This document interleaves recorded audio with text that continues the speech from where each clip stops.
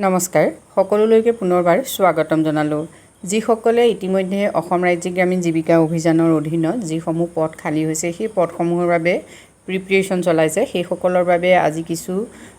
acronyms আগবঢ়াইছোঁ যিবিলাক সাধাৰণতে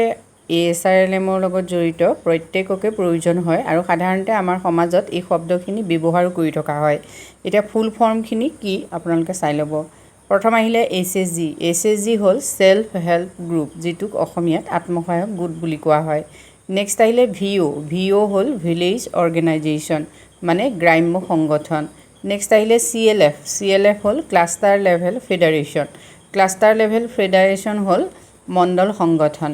নেক্সট আহিলে PIP মানে হল পাৰ্টিচিপেটৰী আইডেন্টিফিকেশ্যন অফ পোৰ অৰ্থাৎ দৰিদ্ৰ লোকসকলক চিনাক্ত কৰা দৰিদ্ৰ লোকৰ চিনাক্তকৰণৰ অংশগ্ৰহণকাৰিতা বৃদ্ধি কৰা নেক্সট আহিলে POP হল প'ৰেষ্ট অফ পোৰ মানে যিসকল দুখীয়া হয় সেইসকলক চিনাক্ত কৰাৰ কথা যেহেতু ASRLMত থাকে নেক্সট আহিলে NRLM national rural livelihood mission অৰ্থাৎ ৰাষ্ট্ৰীয় গ্ৰামীণ জীৱিকা নিৰ্বাহ অভিযান নেক্সট হল ASRLM অৰ্থাৎ ষ্টেট ৰুৰেল লাইভলিহুড মিছন মানে ৰাজ্যিক গ্ৰামীণ জীৱিকা নিৰ্বাহ অভিযান নেক্সট আহিলে RF হল ৰিভলভিং ফাণ্ড এটা ৰিভলভিং ফাণ্ড মানে হল ঘূৰ্ণীয়মান পুঁজি এই ঘূৰ্ণীয়মান পুঁজি কি বা কেনেকৈ লাভ কৰে কিমান টকা ঘূৰ্ণীয়মান পুঁজি আত্মসহায়ক গোটবোৰে লাভ কৰে সেই সম্পৰ্কে যদি আপোনালোকে জানিব খোজে তেতিয়াহ'লে মোৰ চেনেলত সেইখিনি সকলো আলোচনা কৰা আছে নেক্সট আহিলে VRF মানে ভলেনাৰেবিলিটি ৰিডাকশ্যন ফাণ্ড অৰ্থাৎ দাৰিদ্ৰতা দূৰীকৰণৰ বাবে আগবঢ়োৱা পুঁজি নেক্সট আহিলে কমিউনিটি ইনভেষ্টমেণ্ট ফাণ্ড অৰ্থাৎ CIF মানে হল কমিউনিটি ইনভেষ্টমেণ্ট ফাণ্ড অৰ্থাৎ সামূহিক বিনিয়োগ পুঁজি কিমান হয় সেই সম্পৰ্কত যদি জানিব খোজে তেতিয়াহ'লে আপোনালোকে মোৰ চেনেলৰ ভিডিঅ' চাব পাৰে নেক্সট আহিলে CRP মানে হল কমিউনিটি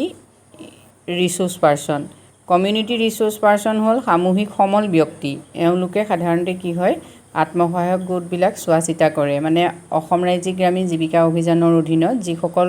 মহিলাক বিশেষভাৱে নিযুক্তি দি থোৱা হৈছে যিসকল আত্মসহায়ক গোটৰ লগত জড়িত সেইসকলক কমিউনিটি ৰিচোৰ্চ পাৰ্চন বুলি কোৱা হয় কমিউনিটি ৰিচোৰ্চ পাৰ্চন বিভিন্ন ধৰণৰ হ'ব পাৰে আৰু এখেতসকলে যথেষ্টখিনি কাম কৰি আত্মসহায়ক গোটবিলাকক ইতিমধ্যে আগবঢ়াই নি আছে নেক্সট আহিলে PWD মানে পাৰ্চন উইথ ডিজেবিলিটিজ এইটো হল আপোনালোকে সকলোৱে চাগে জানেই দিব্যাংগ ব্যক্তিসকলক PWD কোৱা হয় নেক্সট আহিলে AAP খুব গুৰুত্বপূৰ্ণ হয় এনুৱেল একশ্যন প্লেন এই এনুৱেল একশ্যন প্লেন কেনেকৈ বনাব লাগে বা এনুৱেল একশ্যন প্লেনৰ জৰিয়তে আত্মসহায়ক গোটবিলাকে বা CLF বা VO বিলাকে কেনেদৰে কাম কৰিব লাগে সেইখিনি